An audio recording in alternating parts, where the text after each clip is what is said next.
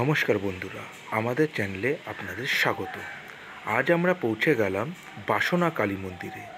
গড়িয়াতে অবস্থিত এই মন্দির গড়িয়া মেন রোড থেকে 5 মিনিটের হাঁটা পথ।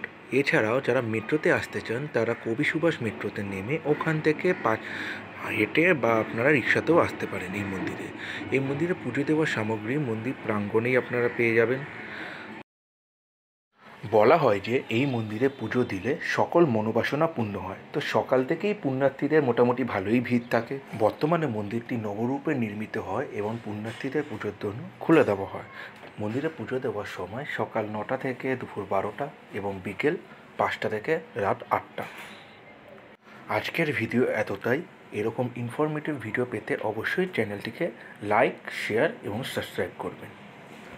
ধন্যবাদ।